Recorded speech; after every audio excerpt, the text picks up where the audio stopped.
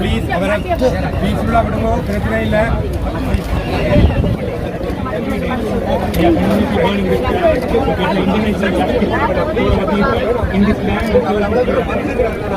We believe in you. That's why we are calling for you. Please give us a chance. We believe in you. Thousands of people believe in you. So there are thousands of people. Give us some words. Give us some words that we can move.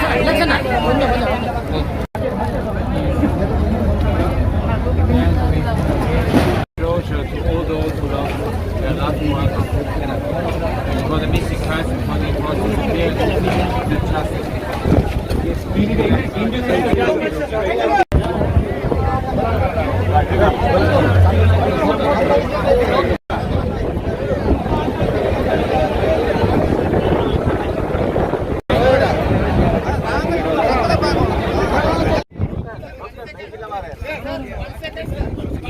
Doctor. No. Doctor, inge va. Doctor, inge.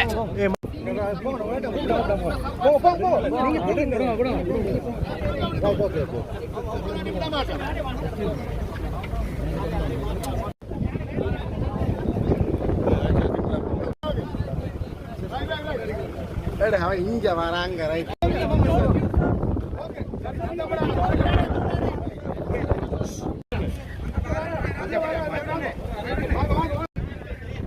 ஐக்கிய நாடுகள் சபையினுடைய மனித உரிமை பேரவையின் ஆணையாளராக உள்ள Volker Turk இலங்கைக்கு 4 நாள் உத்தியோகபூர்வ விஜயத்தை மேற்கொண்டிருக்கிறார். இந்த நிலையில் அவர் இன்று யாழ்ப்பாணத்துக்கு வருகை தர இருப்பதாக தெரிவித்ததை அடுத்து யாழ்ப்பாணத்தில் அவருடைய வருகை தொடர்பாக காணாமல் ஆக்கப்பட்ட உறவுகளால் அங்கங்கே தம்முடைய பிரச்சினைகள் தொடர்பான பதாதைகள் காட்சிப்படுத்தப்பட்டது. அத்துடன் செம்மணியில் மனித உரிமை ஆணையாளருக்கு இங்கு இடம்பெற்ற மனித உரிமை மீறல்கள், படுகொலைகள் என்பனவற்றை வெளிப்படுத்தும் விதமாக தற்பொழுது செம்மணியில் அகலப்படும் மனித புதைகுழி தொடர்பாகவும் சர்வதேச விசாரணைகளை வலியுறுத்தி அவருடைய கவனத்தை ஈர்க்கும் விதமாக செம்மணியிலும் அணையா விளக்கு என்ற தொனிப்பொருளில் 3 நாட்கள் தொடர் போராட்டம் இடம்பெற்றது.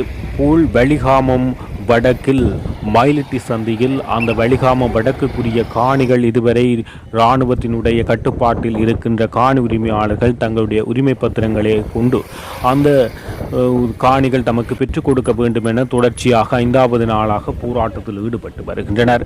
அவர்களும் ஐக்கிய நாடுகள் ஆணையாளர்களுடைய கவனத்தை ஈர்க்கும் வகையில் தமது போராட்டத்தை முன்னெடுத்து வந்தனர். இந்த நிலையில் இன்றைய தினம் மாலை வேளையில் உலங்கு வானூர்தி மூலம் யாழ்ப்பாணம் மத்திய கல்லூரி மைதானத்தில் வந்திறங்குகிறார் மனித உரிமை ஆணையாளர் வோல்கர் டர்க். வந்திறங்கியவுடன் அவர் முன்னதாக அமைந்துள்ள கோவில் வீதியில் அமைந்துள்ள IOM அலுவலகத்துக்கு சென்று அங்கு காணாமல் ஆக்கப்பட்ட பிரதிநிதிகள் மற்றும் யாழ் பல்கலைக்கழக பிரதிநிதிகளுடன் கலந்துரையாடலை மேற்கொள்கிறார். அதன் பின்னர் தற்போது இரவு வேளையில் அரசியல் தலைவர்களுடன் இரவு பூசணத்துடன் கலந்துரையாடல் மேற்கொள்வதற்கான தயார்படுத்தல்கள் ஏற்படுத்தப்பட்டு அங்கு கலந்துரையாடல்கள் இடம்பெறுகின்றது. IOMல் கலந்துரையாடலை முடித்துக் கொண்டு நேரடியாக அவர் செம்மணி புதைகுழி காணப்படும் சிந்துபாத்து இந்து மயானத்துக்கு சென்று புதைகுழிகள் தொடர்பில் அங்கு பார்வையிடுகிறார். இதன்போது அவர் அந்த புதைகுழிகளை பார்வையிடுகின்ற போது தனக்கு அருகில் அந்த களத்தில் நிற்கின்ற சட்டத்தரணிகள் மனித புதைகுழி அப்பகுதியில் காணப்படுவதாக போலீஸ் நிலையத்தில் முறைப்பாடு பதிவு செய்தவர்கள், அது சம்பந்தமான மனித புதைகுழியுடன் தொடர்புடையவர்கள், தமது உறவுகள் புதைக்கப்பட்டிருக்கலாம் என சந்தேகிக்கப்படுபவர்கள் அங்கு வருகை தந்து அவர்களுடைய நிலைமைகளை, அவர்களுடைய கருத்தை கேட்டறிந்தார். அதனைத் தொடர்ந்து செம்மணி புதைகுழிக்கு நீதி கோரி இடம்பெறும் அணையா விளக்கு போராட்டம் 3வது நாளாக இன்றைய தினம் இடம்பெற்றது. அங்கு லட்சக்கணக்கான மக்கள் பங்கு பெற்றினார்கள். பெரும் கூட்டம் காணப்படுகிறது. அந்த கூட்டத்துக்குள் அவர் நேரடியாக செல்கிறார். அணையா விளக்கு போராட்ட களத்துக்கு சென்று அங்கு போராட்டத்தில் ஈடுபட்டிருந்த காணாமல் ஆக்கப்பட்ட உறவினர்களிடம் அவர்களுடைய பிரச்சினை தொடர்பாக நேரடியாக கேட்கிறார். அத்துடன் படுகொலைகள் செய்யப்பட்டவர்களின் நினைவாக ஏற்றப்பட்ட அணையா தீபத்துக்கு முன்பாக மலர் தூவி தனது அஞ்சலியை செலுத்துகிறார். இதனூடாக அங்கு படுகொலை செய்யப்பட்டது தமிழ் மக்களுக்கு எதிராக இனப்படுகொலை இடம்பெற்றது என்பதை ஐக்கிய நாடுகள் மனித உரிமை ஆணையாளர் வோல்கர் டர்க் ஏற்றுக்கொள்வதாக அவருடைய இந்த செயற்பாடு அமைந்துள்ளது.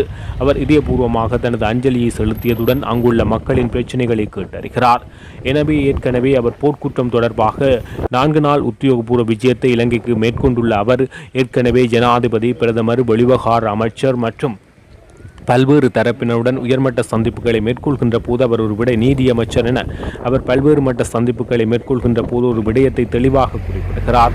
அதாவது போர்க்குற்றம் தொடர்பாக நிச்சயம் விசாரணைகள் இடம்பெற வேண்டும், அதுவும் மக்களுடைய விருப்பத்துக்கு அமைவாக சர்வதேச விசாரணையாக இருந்தாலும் ஏற்றுக்கொள்ளப்பட வேண்டும் என அவர் வலியுறுத்தினார். இந்த நிலையில் தற்பொழுது அவர் இந்த போராட்ட களத்துக்கு வருகை தந்து செய்த செயலானது மேலும் இந்த போர்க்குற்றங்கள் இடம்பெற்றது என்பதை ஐக்கிய நாடுகள் ஆணையாளர் ஏற்றுக்கொள்கின்ற ஒரு விதமாக மாறியுள்ளது.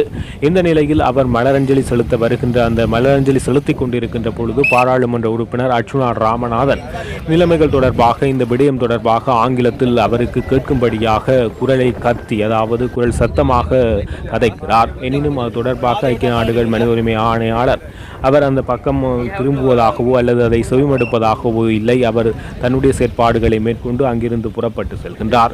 அதன் பின்னர் தற்பொழுது இரவு வேளை தமிழ் அரசியல் தலைவர்களுடன் சந்திப்பு இடம்பெற இருக்கின்றது. ஆனால் அர்ச்சுனா ராமநாதன் அந்த சந்திப்புக்கு செல்வாரா என்பது கேள்விக்குறி. ஏனெனில் அவரை தவிர்த்து ஏனைய பாராளுமன்ற உறுப்பினர்கள் மற்றும் தமிழ் அரசியல் கட்சிகளுடைய பிரமுகர்கள், முக்கியஸ்தர்கள் சந்திப்புகளை மேற்கொள்வது வழமை. எனவே அர்ச்சுனா ராமநாதன் இந்த கூட்டத்தில் புறக்கணிக்கப்படக்கூடும். எனவே அவர் அந்த களத்தில் நேரடியாக சென்று தன்னுடைய கருத்தை கூற முற்பட்ட போதும் ஐக்கிய நாடுகள் ஆணையாளர் அது தொடர்பாக கவனத்தில் எடுத்துக் கொள்ளவில்லை என்பது இங்கு கவனிக்கக்கூடிய விடயமாக உள்ளது.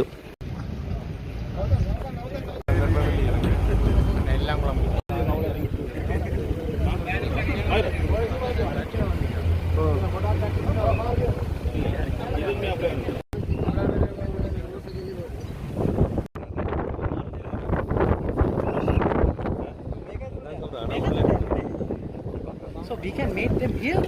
Yeah, that's the thing, Maldi. I am asking with them. Yeah, we can meet them here.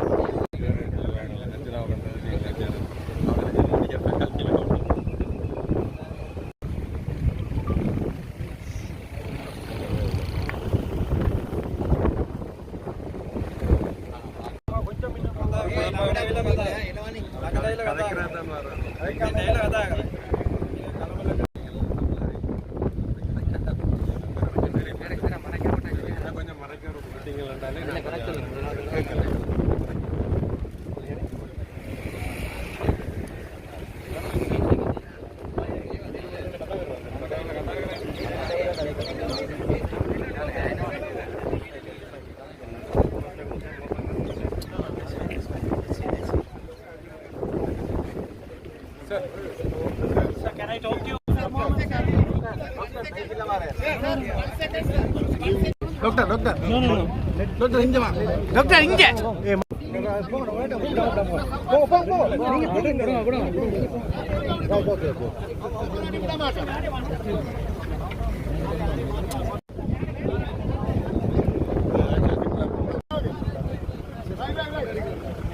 Inja varanga, right?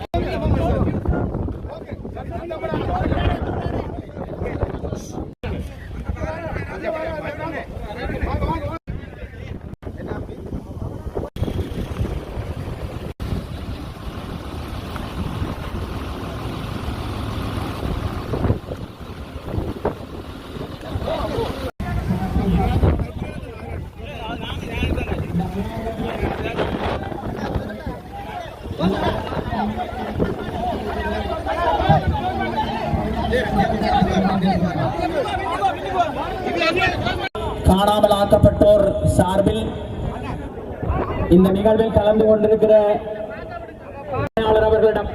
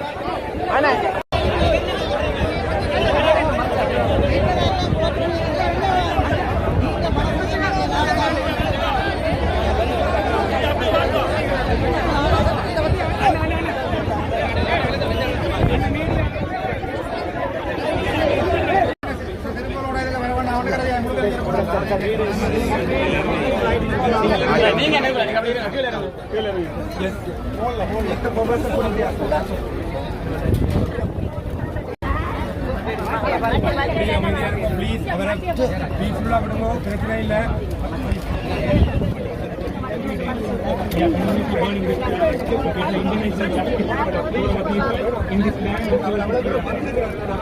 We believe in you.